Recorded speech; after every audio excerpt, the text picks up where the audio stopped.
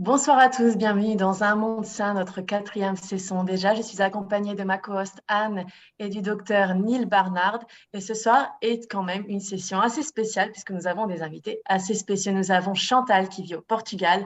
Elle est coach de santé holistique et fondateur de Live Lean Health. Elle est diplômée de l'Institute for Integrative Nutrition de New York, dans lequel elle a étudié auprès de Neil, et professeure de yoga également. Chantal va nous parler de l'éthique et des animaux, de la protection des animaux durant notre session. Nous avons ensuite Marie-Carmen.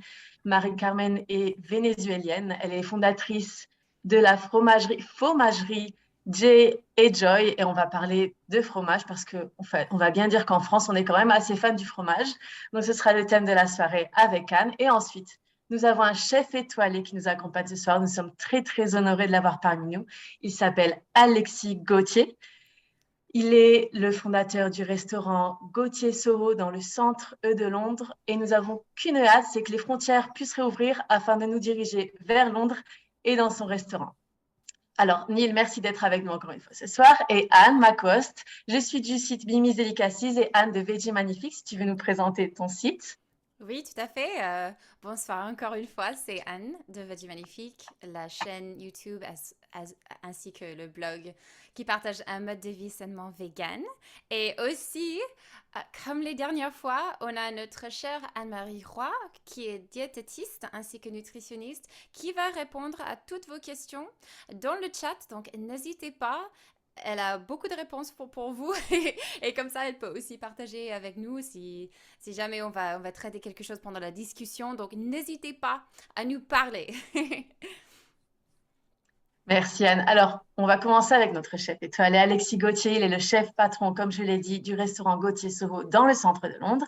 Il a reçu une étoile Michelin en 2011, tout juste un an après son ouverture. C'était donc une aventure plutôt risquée de le convertir en un restaurant 100% vegan quelques années plus tard, lorsque l'on sait la place qu'occupe la viande et les produits laitiers dans la cuisine française notamment. Alexis, est-ce que vous m'entendez? Est-ce que vous êtes Oui, là? oui, bonsoir, bonsoir, je vous entends très bien. Merci de m'avoir Bonsoir. invité. Un Merci plaisir. beaucoup d'être parmi nous. Alors, on a quand même pas mal de questions à vous poser. D'ailleurs, dans le chat, si vous avez des questions pour Alexis, n'hésitez pas à les poser aussi. Et donc, j'aurais voulu vous poser cette question pour commencer. Quand vous avez commencé en tant que chef, Oui. est-ce que vous pensez qu'il serait possible un jour d'ajouter le véganisme au répertoire français? Alors, non, non, absolument pas, parce que je ne m'étais malheureusement jamais posé la question pour la simple et bonne raison que j'ai suivi le cursus professionnel classique d'un chef français gastronomique qui utilise, enfin, ou qui utilisait, hein, en l'occurrence pour moi, des ingrédients qui venaient d'une source animale, sans jamais me poser la question, enfin, sans jamais vraiment réfléchir à autre chose que c'est quelque chose qui me permet d'exprimer ma créativité ou d'exprimer mes connaissances gastronomiques. Alors, je m'étais vraiment jamais vraiment posé la question et je pense que je m'en voudrais jusqu'à mon dernier soupir. C'est pour le reste de ma vie. Je vais me poser des questions en me disant, mais pourquoi, quand j'étais jeune, je ne me demandais pas d'où venait ce filet de bœuf, d'où venait ce carré d'agneau, d'où venait ce filet de Ouais. loup. Euh, mais les temps changent. Et Et il n'est jamais trop tard pour se poser la ah non, question. non, non, non, absolument, absolument. Et ça, c'est ce que je dis à mes chefs tous les jours. C'est ce que je dis aux chefs que je rencontre et qui sont pas sûrs que peut-être le futur est autour du végétal. Et je leur dis, mais on est là justement pour changer. Et moi en particulier, en étant vraiment classique gastronomique français, la façon dont j'ai changé mon restaurant et dont moi j'ai changé parce que je suis devenu vegan avant que le restaurant devienne vegan, D'accord.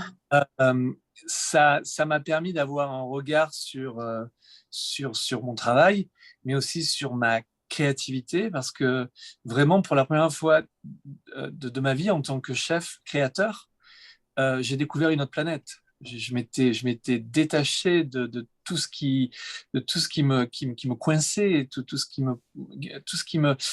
me pesait, toute la culture, d'Escoffier, de mes autres chefs. Ça a été vraiment un changement total. Et maintenant, je me sens vraiment libre et je suis tellement heureux de pouvoir développer des plats gastronomiques français Ouais, sans l'aide de produits. Je dis à mes chefs, il y a plus de morts, personne n'est mort, c'est fantastique. Et j'en suis très fier et le restaurant n'a jamais aussi bien marché et ça, les gens payent beaucoup plus pour la créativité, donc ça aussi c'est génial pour un chef. ouais. Euh, et c'est pour ça que je dis toujours à mes jeunes chefs, vous imaginez même pas la chance qu'on a. On est en train de découvrir une nouvelle planète et on est les premiers à écrire le début d'une nouvelle ère. Et, Complètement. c'est vraiment génial. Pour moi, en tant que chef, c'est génial. Absolument génial. Est-ce que vous avez ressenti une réticence par rapport auprès, pardon, de vos chefs, par exemple, lorsque vous leur avez annoncé que vous allez justement vous diriger vers une cuisine végane? Est-ce que vous avez senti une réticence et si vous l'avez senti, comment vous avez navigué autour de cette réticence? Alors, je pense qu'au début, ils étaient un petit peu désolés pour moi, parce que moi, c'était moi le végan de la cuisine. C'était moi qui avait mon nom au-dessus de la porte. Ça faisait des années que Ah, c'était horrible parce que je cuisinais encore. Ça vous paraître atroce, mais de 2014 à 2017 ou 2018, eh bien, tous les jours, je cuisinais des carrés d'agneau, je cuisinais des morceaux de poisson, je cuisinais et c'était abominable. Et je pense que mes chefs, ils avaient plus un petit peu de pitié pour Oui, moi plutôt qu'autre chose, parce que d'un côté, j'avais peur de faire le pas euh, et de transformer mon restaurant totalement vegan, mais j'avais aussi la responsabilité économique. J'étais pas sûr que les gens soient prêts, qu'il y ait un marché. J'étais pas sûr que les gens n'allaient pas déserter mon restaurant. Et en fait, il s'est avéré que ça n'a pas du tout été le cas. Euh, et évidemment, les gens qui venaient manger dans mon restaurant pour manger de la viande et du poisson purement, ils ne sont plus jamais revenus. Ça les oui. a un petit peu fâchés. Mm. Mais la grande majorité, ils venaient pour la cuisine. Il y avait mon nom dessus de la porte, donc ils venaient pour la cuisine d'Alexis Gauthier. Et comme moi, ben, ils ont fait comme mes chefs, ils ont fait le pas en avant et ils sont venus avec une ouverture d'esprit incroyable. Mm. Et, euh, et quand j'ai la chance de leur parler, la raison pour laquelle je fais ça, eh ben, c'est souvent qu'ils remettent en question des choses eux aussi se remettent en question. C'est vrai que mais Mm. c'est assez facile à convaincre quelqu'un quand on leur dit personne n'est mort, quand on leur dit qu'on n'inflige pas de souffrance, pas de torture, pas de et que on est en train d'écrire un lendemain qui est basé sur quelque chose de très joyeux en fait, la vie, la Complètement. vie, la vie, la vie, la vie. Alors que nous, Célébrer la vie. la gastronomie française, c'est la mort, la mort, la mort. Ben maintenant, c'est la vie, la vie, la vie. Voilà. Ouais, on célèbre la vie, il n'y a aucune souffrance et en plus on fait du bien à sa santé. Donc c'est vraiment que du bon. Alors, bon, alors là, bon, c'est quand même un restaurant On se fait gastronomique français. plaisir. On se fait plaisir. Il y a du gras, mais il n'est pas animal. Il y a de la, il y a de la concoction, il y a des choses en sauce, il y a du pain qui est moelleux, qui est chaud, il y a des pâtisseries qui sont faites à base de beurre végétal, mais elles sont quand même grasses parce qu'on a besoin du gras pour que ce soit bon. Il y a des soufflets qui montent dans les fours, il y a du feuilletage qui est Mm. délicieux, qui est fondant, qui est gras. Donc, c'est vrai que moi, je ne peux pas vraiment dire que je fais de la cuisine diet. Je fais de la cuisine gastronomique française. Et la gastronomie française, ça n'a jamais été synonyme de euh, lean, enfin mince ou. Oh non, Mm. ça je ne l'ai pas changé. Les gens ne peuvent pas venir manger chez moi tous les jours, sinon ils pèseraient 200 kilos. Mais, mais quand ils viennent, ils passent un moment gastronomique français euh, incroyable. Incroyable. Et c'est le Mm. futur. Hein. Moi, je suis à Londres, j'écris le futur de la gastronomie française en exil. J'espère qu'un jour, je vais pouvoir peut-être retourner en France et leur présenter ce qu'on fait ici. J'allais justement vous demander, est-ce que vous pensez que qu'un restaurant comme le vôtre pourrait fonctionner en plein centre de Paris, 100% vegan, gastronomique, la cuisine française? Ah oui, bien sûr. Ah, j'en suis Ouais. persuadé. Parce Parce que que, je sais que Londres, c'est quand même. J'ai vécu longtemps à Londres et on est comme dans notre bulle. Tout commence un peu à Londres, en Europe du moins. Ça commence à Londres, en plus, après ça s'étale sur le reste de l'Europe. Est-ce que vous pensez donc du coup que ça fonctionnerait aussi à Paris? Oui, absolument. J'en suis certain parce que le monde change à une vitesse incroyable. Tous les jours, il y a des milliers de gens qui arrivent à la conclusion que arrêter la vie de quelqu'un d'autre pour se nourrir, c'est pas normal. Euh, et ils sont à la recherche de nouvelles alimentations. Et en France, c'est quand même la gastronomie, c'est au centre de la culture. Enfin, c'est pas toute la culture, mais c'est quand même important dans la culture française. Ça Et, prend une euh, et grande place. je crois que les Français sont prêts à la haute gastronomie végétale française, comme l'aurait fait Escoffier il y a 130 ans, s'il n'y avait pas eu d'animaux à manger. Ça enlève rien, juste comme dans la mode, par exemple. La mode française, maintenant, elle s'écrit de plus en plus sans l'aide des animaux. Et la Ouais. gastronomie va faire exactement pareil. Et puis, oui, le future is bright, comme ils disent Est-ce que ici. vous pensez exactement? Est-ce Oui. que vous pensez que le système alimentaire actuel est tout simplement plus durable en réalité? Alors, est-ce qu'il est plus durable? Il est plus durable si vous êtes un cochon, un bœuf ou un veau ou un agneau. Évidemment, il faut qu'il s'arrête. Il est plus durable. Il est invivable même, hein. Donc moi, je fais vraiment pour les animaux. Ouais. Et je sais que la contrepartie de ça, ce sera les gens qui seront plus sains, la planète qui sera plus saine. Enfin, on sort d'une épidémie, enfin, avec un Covid qui, on le sait, vient de l'animal à l'homme. Enfin bref, on sait évidemment que les choses vont redevenir normales. On n'est pas censé manger des animaux. On n'est pas censé être en haut de la chaîne alimentaire. Il y a eu quelque chose qui s'est passé. On a été trop intelligent for own good, on va dire. On est parti dans une direction qui n'était pas la nôtre en tant qu'être humain. On aurait dû continuer à manger ce qui était au bout de nos bras, en bas de nos pieds. Et on n'est pas censé manger des animaux, on passe tout, quoi. Et donc, il faut qu'on retrouve ce côté naturel des choses pour qu'on puisse survivre, je crois. Oui. Et puis, je vous demandais, quels sont les plats favoris, vos plats favoris ou les plats favoris à vos clients? Alors, mes plats favoris et les plats favoris de mes clients Oui, sont deux sortes de plats complètement différents. Parce que oui, si c'était que moi, je mangerais de l'aubergine tous les jours sous toutes ses formes, hein, de la ratatouille. Mais bon, je peux pas attirer ma clientèle en leur servant que des aubergines, malheureusement. Donc, je dirais que ma clientèle est friande de deux sortes de plats. Les premiers plats dont ils sont friands, c'est une transformation végane d'un plat qu'ils connaissent qui n'était pas vegan à l'origine. C'est pour ça que j'ai dit tout à l'heure le soufflé, par exemple. Pour des gens qui ont décidé de devenir vegan, c'est miraculeux de pouvoir manger un soufflé en sachant qu'il n'y a pas d'œuf à l'intérieur. Mais on a toujours la même perception de cette mousse chaude qui est délicieuse en bouche. oui, c'est Et puis, étonnant. On peut faire un soufflé vegan. Vegan. bien sûr, mais bien Wow. sûr, bien sûr. Bien sûr, bien sûr. Nous, on développe toutes ces recettes. Par exemple, dans mon Wow. autre restaurant à 1, 2, 3V, 1, 2, 3V, on a développé une ligne de sushi vegan qui est incroyable, qui est à base de carottes, de betteraves, mais qui est marinée dans des combinaisons d'algues qui donnent un goût, une texture qui est Wow. encore parfaite que le toro tuna, qui est la star du sushi en général. Et nous, on fait un toro tuna qui est délicieux, qui sent encore plus la mer, qui ne tourne pas marron quand on le laisse dehors cru parce que de toute façon, c'est de la betterave, alors ça va pas, ça va pas noircir. Et ça, c'est vraiment excitant. Donc ça, c'est des plats que les clients reconnaissent et qui sont excités de goûter sous une forme végane.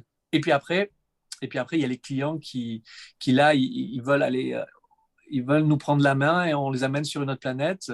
Et l'autre planète, c'est la fraise qui apparaît, je sais pas, comme l'ingrédient principal du main course, alors que la fraise n'est jamais arrivée au milieu d'un repas. Nous, on l'amène au milieu du repas. Et ça, les gens, ils sont effarés de voir qu'ils ont passé leur vie à pas manger de fraises au milieu du repas, à amener l'aubergine, j'en parlais tout à l'heure, dans les desserts, parce que l'aubergine a une texture qui est parfaite. Oh, dans les Et, desserts. qui est dans les desserts, qui apporte une onctuosité et un côté crémeux léger qu'on a du mal à trouver en fait quand on essaye de faire une crème ou un gâteau. Donc voilà. Et ça, ces clients-là, c'est des clients qui veulent être épatés par le futur de la gastronomie française. Et nous, on adore ça. On adore ça. Et on dévisse bien le menu en deux, les plats modernes, les techniques modernes, les combinaisons qu'on n'a jamais entendu parler. Et puis les plats plus classiques, dans notre menu d'automne, on faisait une version comme une mousse de poisson avec une sauce poisson qu'on avait fait à base d'algues et de vin doux naturel. Oh, c'était délicieux. J'avais pas mangé ça depuis des années. Et d'arriver à reproduire en fait le goût de la mer avec le vin doux français et l'onctuosité crémeuse d'une sauce poisson. Oh, c'était délicieux. Ça nous met Délicieux. l'eau à la bouche, Alexis, ça nous met l'eau à la bouche. Ah, mais moi aussi, Sans oublier. j'adore en parler parce que j'ai envie de convaincre les gens de vraiment de pas avoir peur de faire le pas dans le Ouais. monde gastronomique français, parce que enfin, ça va paraître un petit peu prétentieux, mais on ne nous enlève rien de français quand on ne cuisine pas des coquilles Saint-Jacques ou du filet de bœuf. On est toujours français. La créativité, l'envie de trouver le goût subtil et la finesse, tout ce qui fait de ce que la gastronomie française est, eh bien, elle est toujours là. Elle est même encore plus, des fois, exacerbée, on va dire. Encore plus Ça, présente, c'est encore plus créative. Et aussi votre faux gras qu'il ne faut pas oublier, avec des millions de vues sur Internet. Je l'ai regardé, il faudra que j'essaye de le faire, le faux gras, Ouais, qui me ouais, paraît ouais. incroyable. Oui, Ça, j'avais une petite c'était. question. Ouais, pardon. Ah oui, allez-y, pardon. Non, non, j'allais juste demander quel plat était le plus difficile à véganiser, mais parler du faux gras parce que. Alors, le foie gras, c'était le plus facile et le premier, on va dire, parce que, et c'est vraiment ce qui m'a convaincu, en fait, de développer des recettes véganes, c'est que à l'époque, je vais dire au début, même dans ma carrière professionnelle, c'est souvent qu'on mettait un petit film pour une technique culinaire qu'on faisait, on le mettait sur YouTube, et puis après 6 mois, on avait 5000 vues. Et puis un jour, on a dit avec Pita, ils m'ont dit, oh, il faut que tu fasses un truc français, et puis tu le mets online, et puis on voit ce que ça fait. Et puis donc, j'ai dit, bon, on va faire le foie gras avec mes potes de chez Bosch, qui sont aussi Et puis, overnight, on a eu 5 millions de vues sur Facebook, YouTube. Et là, je me suis dit, il y a vraiment une demande. Là, si je voulais en avoir la certitude, là, là, là, je l'ai eu. Et puis après, la demande a été telle que ça a attiré beaucoup de monde au restaurant et on a parlé un petit peu plus de nous. On a eu enfin, on a eu des articles dans la presse, on a fait des programmes télé. Et chaque année à Noël, ça recommence. Alors les télés viennent, elles veulent savoir s'il y a une alternative au foie gras et est-ce que ça peut être aussi bon. Et donc c'est bien, parce que ça pousse aussi les gens à goûter quelque chose de différent. Mais Ouais. pour répondre à votre question du plat le plus dur, euh, tous les plats en sauce qui avaient vraiment une dimension animale profonde, c'est très dur. C'est très dur parce qu'autant on peut faire un jus court au goût de viande. Enfin, on pourra rappeler le goût de viande qui est d'habitude c'est plutôt une combinaison de sauge, d'oignons et d'ail une fois qu'on les a rôtis et qu'on en fait une sauce, on extrait un goût qui est très réminiscent du goût du goût de viande. Mais les sauces longues, les sauces qui se sont avec du vin rouge, de l'oignon, tout ça, c'est assez dur de recréer vraiment comment on dit, depth of flavor, la profondeur de goût de la cuisine animale. Voilà, mais bon, on peut vivre sans, hein, il n'y a pas de problème. Est-ce que vous utilisez du fromage vegan? Parce que notre prochain invité, justement, a une fromagerie sur Paris. Est-ce que Oui. vous-même, vous utilisez du fromage vegan? Alors oui, on fait un plat à base de fromage comme vous auriez si vous allez dans un restaurant gastronomique français. Donc on a fait toutes sortes de fromages. Pour l'été, on a fait c'est comme un fromage d'enfance pour moi parce que je viens du sud de la France, je suis d'Avignon, et il y avait un truc que j'adorais, c'était ce fromage dans l'huile fromage de chèvre dans l'huile avec beaucoup d'herbes, avec du thym, avec du romarin, de l'ail. Et je me rappelle, on avait ces pots avec tous ces fromages et de l'huile d'olive. Et donc, on a recréé ça. Et quand on faisait les tests, un jour, on était tellement près du but. On l'a eu avec un verre de vin rouge, je me rappelle, avec mon sous-chef et un morceau de pain grillé. Et il y a un moment, on s'est demandé si on n'était pas en train de manger du vrai fromage de chèvre à l'huile. Donc, c'était vraiment là, on s'est dit, on est bien. Et après, à partir de ça, on a développé le fromage à base de pommes de terre, noix de cajou évidemment. On fait du bleu au restaurant. On fait du pâte pressé, croûte lavée, donc un petit peu comme un maroilles, qui sont très forts. Mais là, on le brush avec nos goûts. Donc, c'est une fausse, je sais pas, fermentation, mais c'est délicieux, c'est délicieux. Donc voilà, on essaye un petit peu d'amuser nos clients et pour qu'ils découvrent aussi toutes les textures qu'il y a et toutes les saveurs qu'il y a dans le fromage français. Mon rêve, évidemment, c'est de recréer, et ça on n'est jamais arrivé, de recréer la texture du Saint-Nectaire, parce que c'est un de mes fromages préférés. Donc d'arriver à avoir vraiment une pâte onctueuse, mais un petit peu collée, une odeur je sais pas, une odeur de bois et de cendre, avec derrière l'odeur de la vache. Alors, je me suis demandé peut-être un jour, on devrait faire nos fromages véganes et les amener dans un sanctuaire animalier où les vaches sont gardées. Et comme ça, l'odeur des vaches pourra se Imprégné diffuser de dans le l'odeur. fromage. Voilà. Et on aura vraiment là le Saint-Nectaire, le kind Saint-Nectaire, celui qui il n'a fait mal à personne. Voilà. Exactement. Merci beaucoup, Alexis. On peut justement demander à Marie-Carmen si c'est possible de rendre le Saint-Nectaire vegan rester avec nous. Pas de problème. Oui, c'est clair. Bonjour Mary-Carmen. Bonjour, comment Merci d'être allez-vous? venue. Bah, merci à vous de m'avoir reçu. Ça m'a fait extrêmement plaisir déjà de retrouver Anne, aussi de rencontrer pour la première fois Anil. Et j'ai adoré écouter le chef Alexis. J'ai trouvé ça très beau, très instructif et en fait, ça rappelle mon histoire, mais de l'autre côté de la Manche, parce que moi, je viens de Venezuela, mais je suis en France. Et, Ah oui, oui, oui, c'est l'inverse. c'est l'inverse. Et justement, en l'écoutant, cette histoire de Fardeau, qui lui, il ressentait par rapport à la cuisine française et le sentiment de libération qu'il a senti pour laisser exprimer sa créativité, c'est exactement ça qui m'a permis de créer des fromages véganes en France, oui. Parce que j'ai fait des études des luxe quand je suis arrivée en France et je suis tombée amoureuse des fromages. C'est quelque chose qui m'a marqué profondément.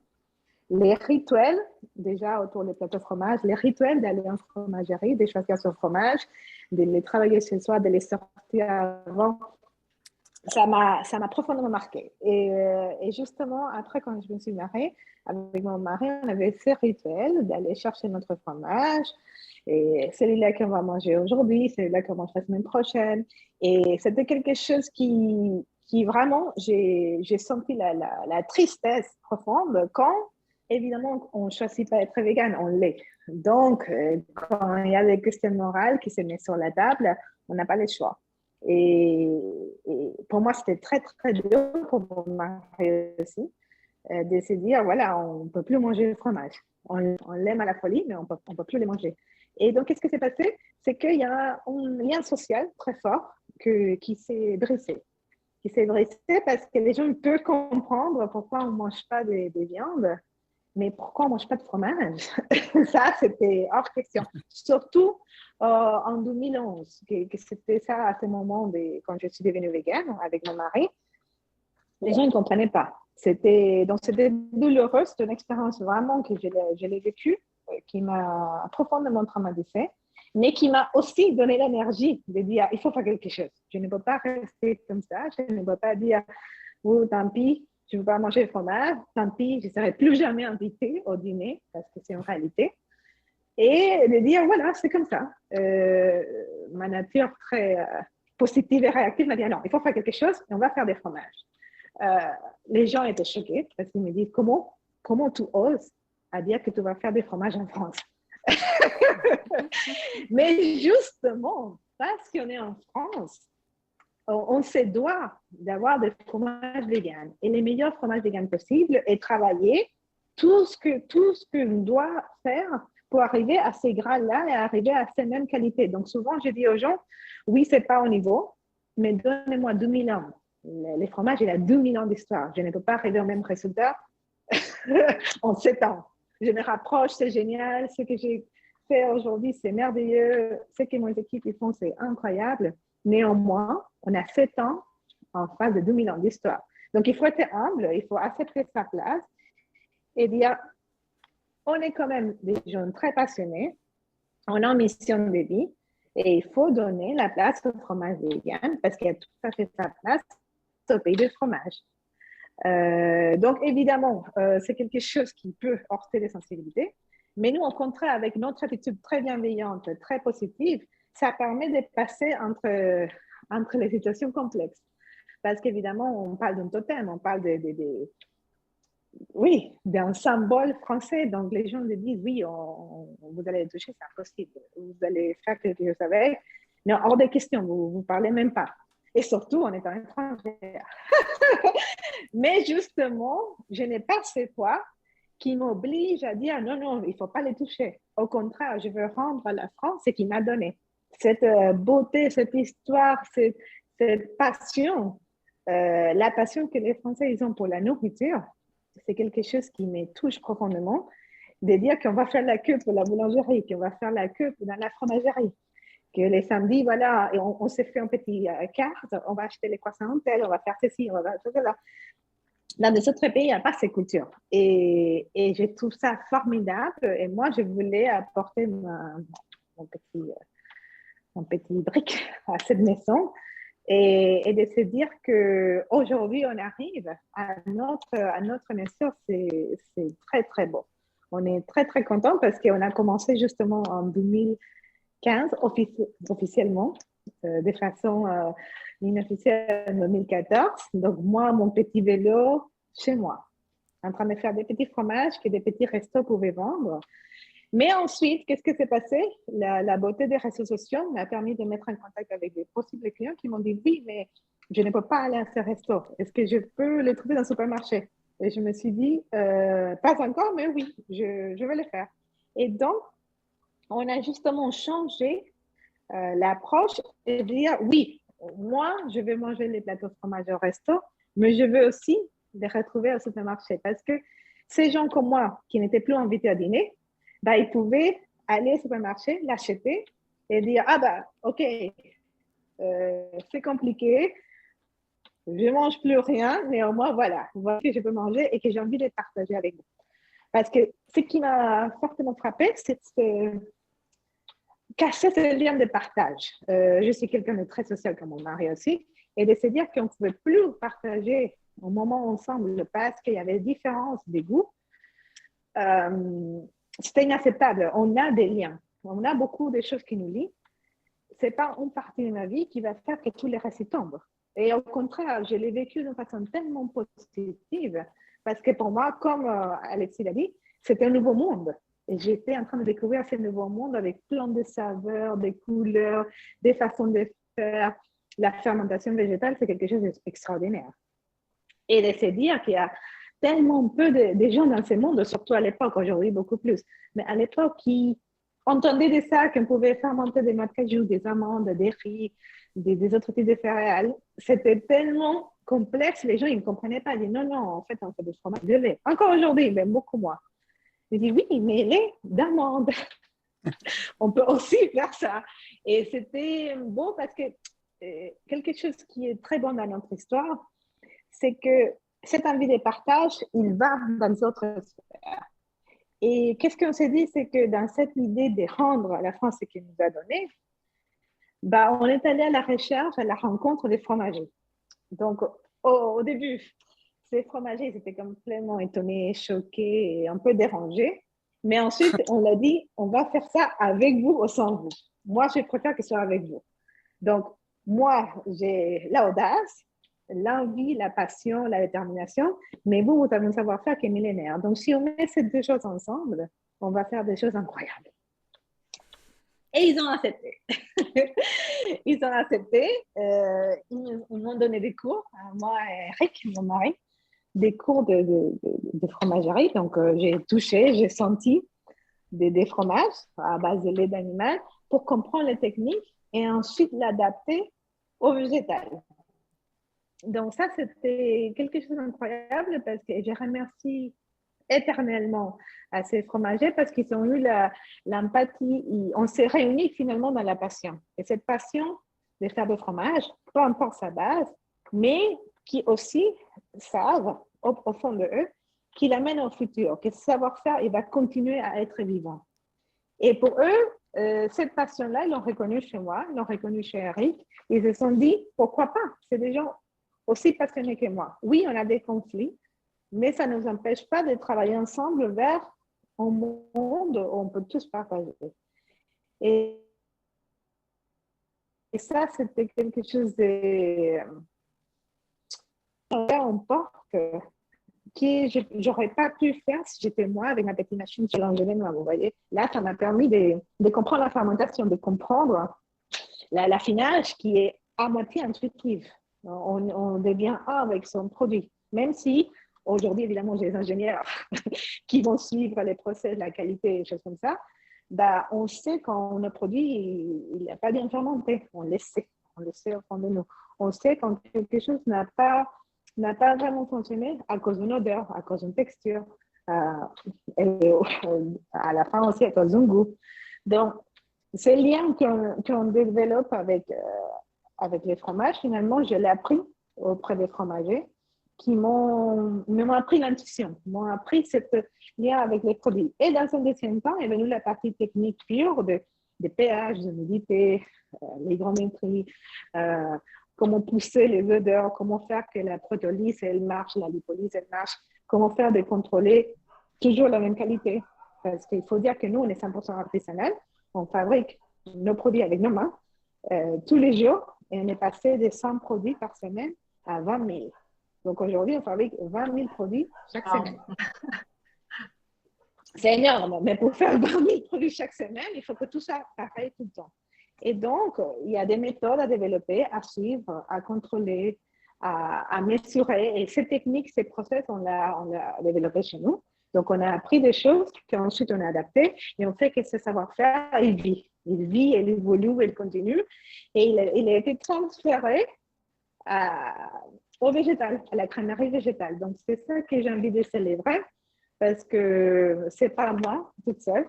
Ça a commencé avec moi, c'est passé, on va dire, à travers moi, mais ce n'est plus moi. C'est une galaxie de gens qui sont autour de nous, qui croient, qui parient pour ça. Parce qu'aujourd'hui, il y a des banques, il y a les banques pour les investissements, il y a les régions de France, il y a un tas d'organismes qui nous accompagnent pour que ça marche. Aujourd'hui, vous avez 30 personnes, donc 30 familles qui font partie des vendeurs, qui font les paris de faire de l'artisanal, de végétal, de made in France, tous les jours. Dans ces familles, il y a toujours les gens qui disent oui, c'est possible. Et aujourd'hui, vous avez en plus une majorité des femmes, 50%, plus de 50% des femmes qui disent oui, moi j'y crois, j'y vais, et tous les jours, je vais mettre de mon mieux avec mes mains pour faire les meilleurs produits possibles qui vont aller pas seulement aujourd'hui en France, mais sinon aussi dans l'Europe entière. Donc, c'est... Voilà, je ne peux pas espérer mieux. J'ai passé 2014 avec mon petit vélo, mon petit blender, aujourd'hui avoir une équipe de 30 personnes qui pareil tous les jours pour dire on va faire les meilleurs produits possibles, on va faire que on va donner ce lettre de noblesse au fromage végétal qui est fait en France. Donc voilà, c'est très bon. Tu as osé vraiment, tu changes la France. J'adore. Et juste pour finir, les gens veulent bien sûr acheter ton fromage. Donc, est-ce que tu pourrais partager où ça se trouve? Bien sûr, il y a ta boutique, mais genre quel magasin pour que les gens puissent goûter?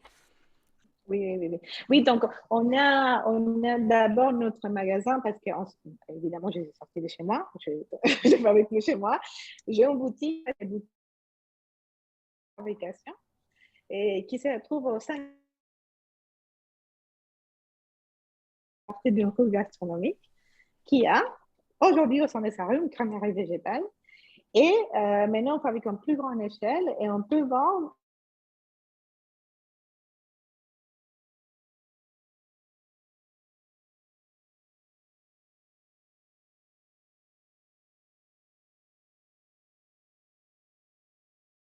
Zoe, can you play the video? Zoe.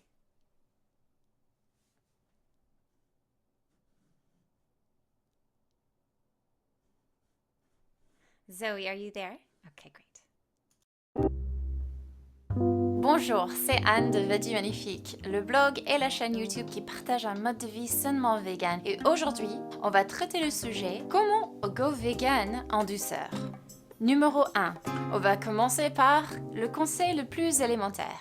Au lieu de enlever, ajoutez plus de fruits et de légumes et vous aurez moins de place dans votre assiette ainsi que votre ventre pour des produits d'origine animale comme la viande et les produits laitiers. C'est mieux de penser à ajouter des choses, ajouter plus de fruits et de légumes au lieu de enlever, parce que quand on pense à enlever les choses ou supprimer des choses de notre régime alimentaire, en fait on a cette sensation d'être privé et en fait c'est le contraire. Vous avez une abondance de choses à manger qui sont saines et qui vous font du bien. Donc c'est très important de changer votre manière de penser. Juste une petite note de coach de santé là. Je voulais dire que c'est très possible d'être vegan et pas sain. Et c'est pas ce que je préconise parce que ce qui se passe quand on mange par exemple toute la journée les produits genre transformés mais qui sont vegan, des gummies vegan, etc. C'est végétalien, oui, mais en fait vous allez pas vous sentir bien. Alors ce qui se passe c'est que au fil du temps, c'est pas bien pour la durabilité ainsi que votre santé. Vous allez dire ah oui j'ai essayé d'être vegan mais ça n'a pas marché. Certes, il faut manger des fruits et des légumes. Numéro 2. Incorporer les haricots, mais progressivement. Les haricots sont tellement merveilleux. Ils sont fantastiques pour la santé ainsi que longévité. Ils sont associés à une tonne de bienfaits et les haricots peuvent contribuer à réduire le risque d'accident vasculaire cérébral, de dépression et de cancer. De plus, ils sont associés à une taille plus fine, c'est vrai, ainsi qu'une pression sanguine optimale. Vous avez entendu ça? Mais si vous n'avez pas l'habitude de manger les haricots, allez lentement ou lentement parce que c'est très important pour votre digestion. Si vous commencez à manger plein de légumineuses, vous allez peut-être avoir des ballonnements et vous allez dire non, les haricots ne marchent pas avec mon système. Et c'est juste parce que votre corps n'a pas l'habitude, donc on y va lentement. Numéro 3, formez-vous de vos raisons, le grand pourquoi. Les gens deviennent véganes pour les raisons différentes, principalement pour la santé, les animaux et l'environnement. Et peu importe votre raison, c'est formidable, c'est formidable. L'idée c'est, si vous gardez en tête votre raison, ça va vous aider dans cette démarche.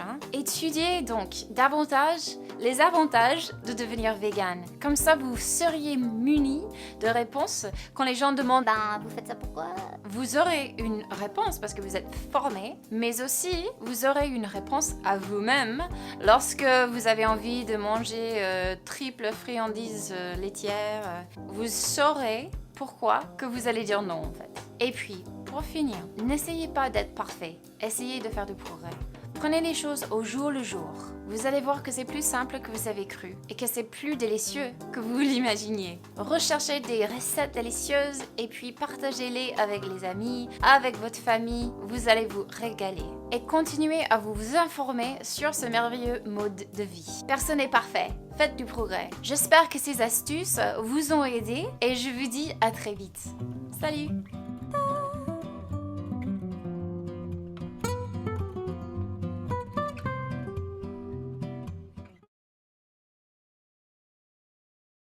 Merci beaucoup, Anne. Plein de bonnes astuces, comme toujours, pour se convertir au véganisme en douceur. Alors, le prochain sujet, nous allons accueillir Chantal. Chantal, est-ce que tu m'entends? Est-ce que tu peux mettre ta vidéo? Le sujet qu'elle va aborder Chantal, devenir végétalien pour les animaux, notre préoccupation éthique. Chantal, c'est à toi. Salut, tu m'entends bien? Très bien. Super. Alors, je vais partager mon écran. Comme ça, on voit tous. Voilà. OK. Je vais mettre ça en présentation. Alors, aujourd'hui, on parle le côté encore plus positif du véganisme. On a entendu tellement de bonnes choses en devenant végan et je voulais ajouter un petit peu. Donc aujourd'hui, on va parler de ça. Mais avant, je m'introduis un petit peu. Mon nom c'est Chantal, je suis une coach holistique, une professeure de mouvement fonctionnel comme yoga et une nutritionniste. Alors, je suis devenue végane, ça fait 9 ans, mais je ne l'ai pas fait pour les animaux ou pour quelque chose d'autre, mais la santé.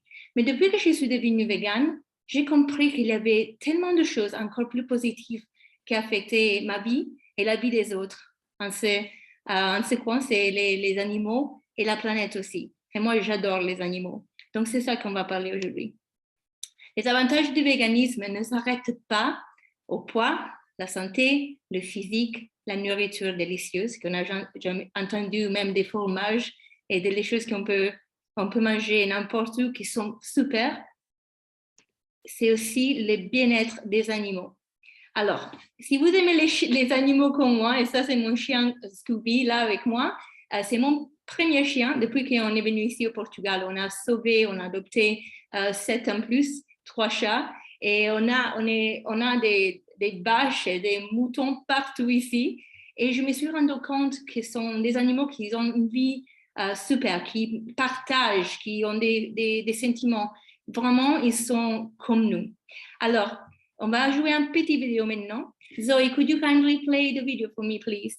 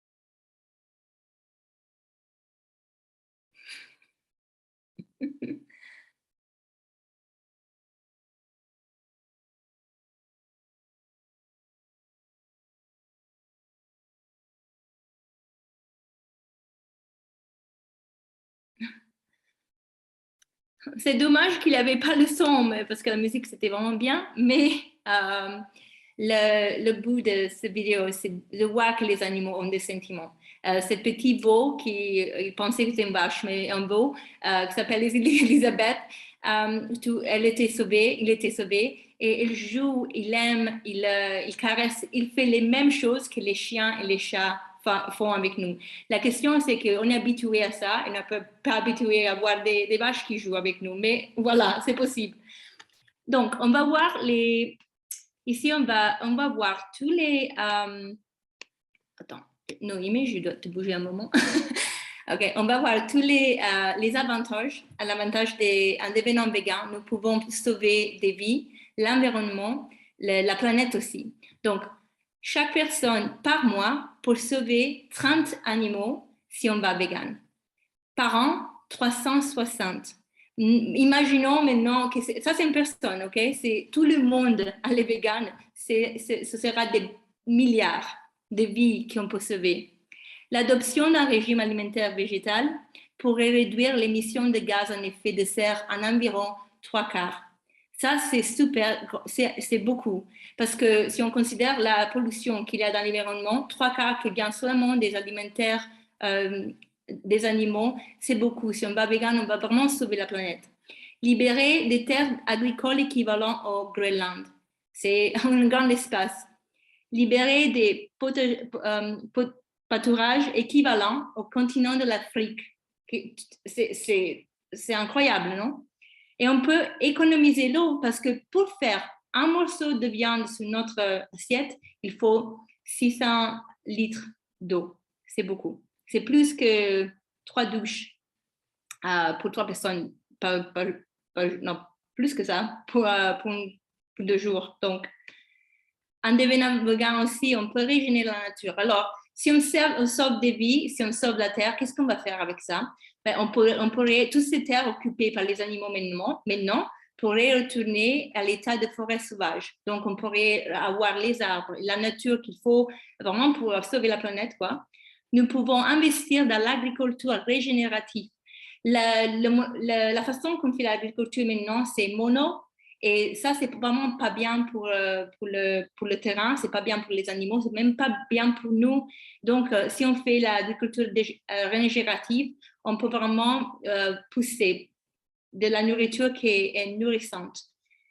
Aider les communautés à acquérir de nouvelles compétences pour cultiver leurs propres aliments de manière durable. Donc, comme l'agriculture régénérative, d'avoir des communautés qui peuvent avoir la nourriture là où ils sont. Donc, c'est la plus sustainabilité, pas de ramener la nourriture à droite et à gauche partant toute la planète, mais plutôt de savoir comment pousser notre nourriment, notre nutrition, notre aliment. Et then diminuer l'agriculture destructive de soja et maïs, visant principalement à nourrir les animaux. Il y a ce mensonge qui dit que le problème, ce n'est pas les animaux, c'est l'agriculture de soja et maïs. Mais la plupart de l'agriculture de soja et maïs, c'est pour les animaux et pas pour les humains. En plus, c'est OGM.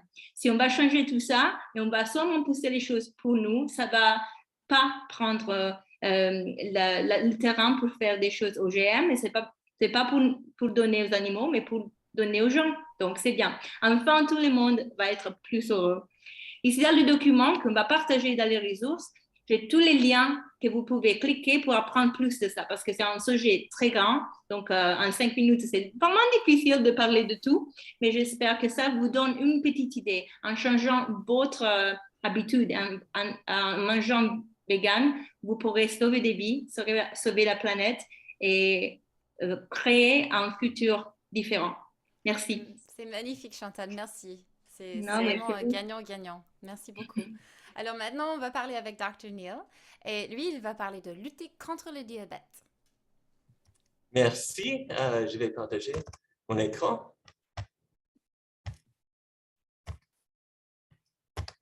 Et voilà. En 2003, les Instituts nationaux de la santé des États-Unis ont subventionné notre recherche pour essayer de trouver un meilleur régime pour le diabète de type 2. Et nos participants étaient assignés au hasard soit à un régime conventionnel, soit à un régime végétalien.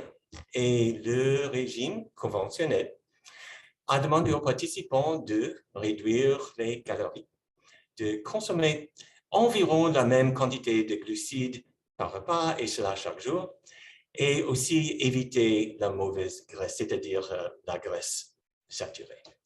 Mais le régime végétalien était tout à fait différent. On a demandé aux participants d'éviter les produits d'origine animale, réduire au maximum les huiles et aussi de privilégier des aliments à faible indice glycémique, c'est-à-dire favoriser les aliments qui ne font pas que la glycémie monte trop vite, comme le pain blanc par exemple. Les meilleurs choix sont des haricots secs, des fruits, ce genre de choses. Et l'indicateur principal que l'on utilise pour le glucose, c'est pour la glycémie, c'est l'hémoglobine glyquée. Et pour le groupe conventionnel, l'hémoglobine glyquée a diminué environ 0,4 points de pourcentage. En moyenne, c'est bon, c'est comme un médicament, mais pour le groupe végétalien, l'hémoglobine glyquée a chuté de 1,2 points de pourcentage, c'est-à-dire 3 fois supérieur.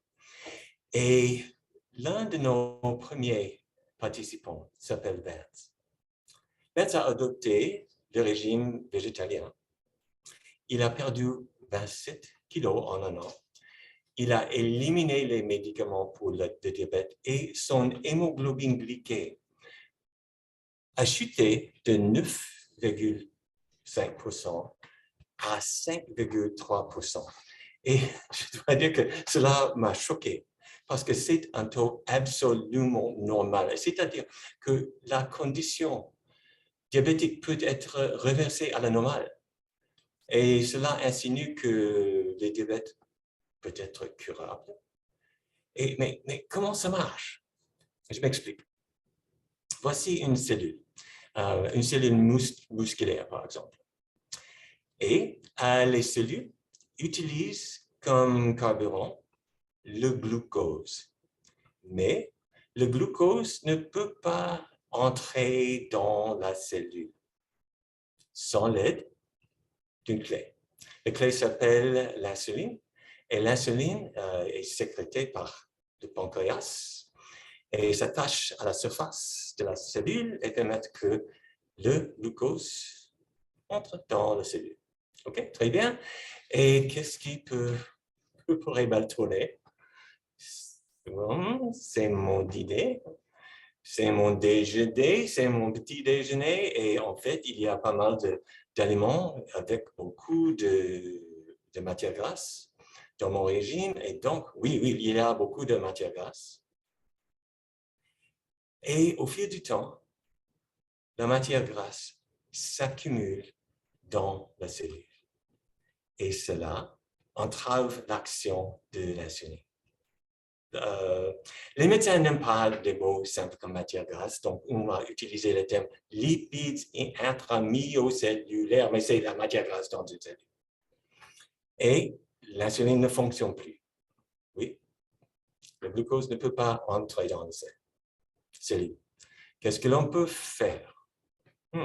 Dans un régime végétalien, il n'y a pas de matière grasse d'origine animale. Et si on aussi réduit au maximum les huiles, la matière grasse commence à disparaître de la cellule et l'insuline commence à fonctionner à nouveau.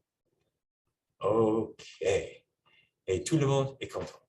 Très bien. Donc, il n'y a que 3 simples lignes directrices à éliminer les produits d'origine animale, réduire au maximum les huiles végétales et aussi privilégier les aliments à faible indice glycémique. C'est simple. Merci. Merci beaucoup, Neil. Des informations très précieuses, comme toujours. Alors, les amis, est-ce que vous pourriez, s'il vous plaît, retirer votre mode silencieux, si vous le souhaitez, remettre votre vidéo, Chantal, Alexis, Marie-Carmen, si vous êtes encore derrière votre écran, et partager rapidement un gadget. Alors, Anne, si tu veux commencer, un gadget qui vous aide dans la vie de tous les jours et qui peut vous être utile lorsque vous passez vers une alimentation végane, notamment. Alexis, j'imagine aussi que vous devez avoir pas mal de gadgets dans vos cuisines. Est-ce que vous voulez nous partager un petit gadget qui vous a aidé, qui vous a sauvé la vie? Anne, tu veux commencer? Oui, bien sûr. Zoe, can you please show the image? Qu'est-ce que tu as sur ton image? OK. So, donc en fait, je voulais parler juste de 4 gadgets vraiment qui me sont chers. Et c'est un blender mixeur. Donc j'utilise tous les jours. On peut acheter un blender quelconque ou sinon on peut acheter un Vitamix si on est vraiment... on adore les blenders comme moi. Et on peut faire vraiment beaucoup de choses avec des smoothies, des soupes, etc. Et le cuiseur à riz, en fait, je trouve ça vraiment efficace parce que on peut le commencer et puis faire autre chose. Et j'adore parce que je peux pas vous dire combien de fois j'ai brûlé le riz ou j'ai pas arrivé. Mais avec un cuiseur de riz, je trouve ça vachement plus simple de manger les céréales et des féculents parce que c'est fait pour moi en fait. Zoe, the next page, please. Ensuite, les 2 autres, une friteuse à air.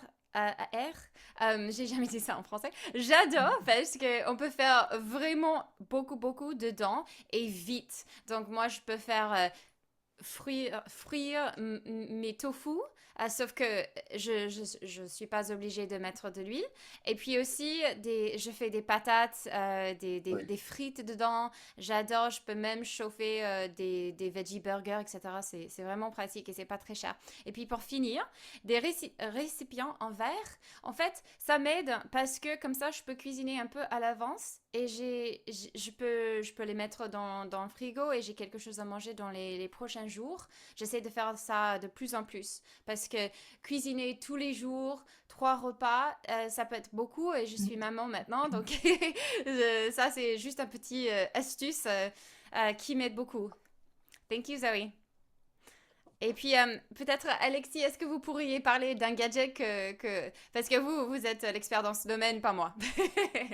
Alors, les gadgets, je sais pas, moi, les gadgets en cuisine, il y en a partout. Donc, moi, je ne travaille qu'avec des gadgets qui sont compliqués et qu'on utilise en cuisine pour mixer, pour tourner, pour faire des formes. Mais quand je suis chez moi, c'est pas vraiment un gadget qui me sauve la vie. Mais ma casserole Le Creuset en fonte, c'est la casserole qui est toujours sur mon fourneau. Alors, je cuisine le week-end chez moi, je fais de la caponata ou je fais la ratatouille, en fait, tout à base d'aubergine encore. Et je la laisse, en fait, cuire. Et puis, quand je me rappelle que il faut que je l'arrête, mais c'est jamais brûlé. Et je laisse tout le temps dans la casserole, dans ma casserole en fonte. Et le lundi soir, quand je rentre du restaurant ou quand je rentre je mange dans la casserole. Et puis, c'est toujours la casserole, elle n'est pas finie. Je la laisse sur le fourneau chez moi. Et puis, le mardi, je reviens et j'en mange encore. Et cette casserole Le Creuset, pour moi, c'est incroyable parce que ça ne brûle jamais les ingrédients. Je garde mes légumes cuits longtemps dedans. Ils prennent pas de goût de fer ou quoi que ce soit. Je ne pourrais pas vivre sans. Donc ça, si c'était un gadget, je ne peux pas vivre sans. C'est ma casserole Le Creuset en fonte. Voilà. On prend note de la casserole Le Creuset. Merci. Pas de Chantal, problème. tu as un gadget à nous partager? Franchement, la chose que j'utilise le plus, c'est sûrement le Vitamix.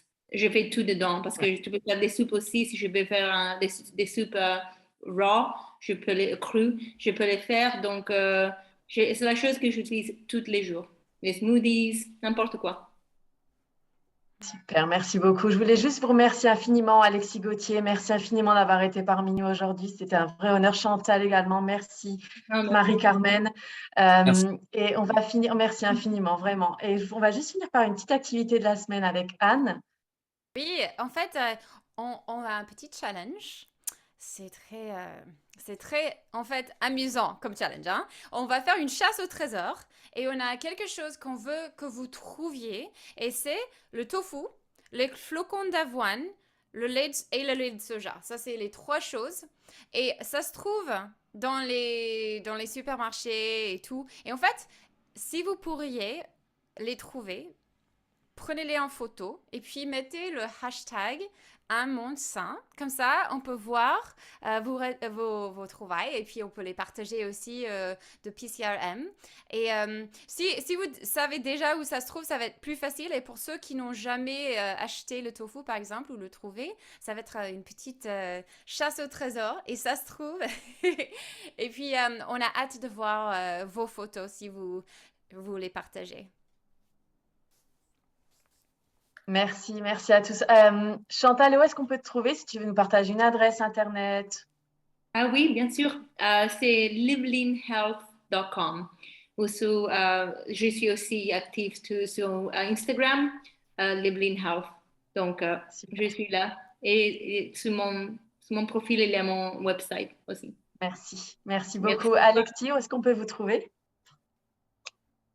Je remets le son, désolé. On me retrouve chez moi dans mon restaurant à Londres, dans le cœur de Soho. Ça s'appelle Gauthier Soho, mais aussi dans mon autre restaurant qui s'appelle 123V, donc 123V, qui lui se trouve dans Mayfair et il y a une terrasse et un super restaurant pour manger en famille. C'est le meilleur endroit de Londres pour avoir une cuisine de famille délicieuse vegan. Avec des sushis vegan. Ça donne trop Avec envie. avec des super sushis vegan. C'est génial. Ouais, bah, j'ai trop hâte de goûter un jour. Aussi. Et Mary Carmen, Ou est-ce que tu peux partager... T'es là? Je sais pas. Mais Mary Carmen, c'est Jay et Joy. C'est la fromagerie vegan. Et ça se trouve sur les réseaux sociaux, Jay et Joy. Ainsi qu'elle a dit sa boutique. Tout à fait. Pour ma part, vous me trouverez sur Mimi's Delicacies et Anne sur Veggie Magnifique. C'est Et clair. Dr Neil Barnard sur The Physicians Committee. Merci infiniment à tous. Merci à tout le monde. Merci à nos Merci à invités et tout tout le le monde. monde. Merci. Merci. À la semaine Merci. prochaine. À la semaine Au revoir. prochaine. Au À la revoir. semaine prochaine.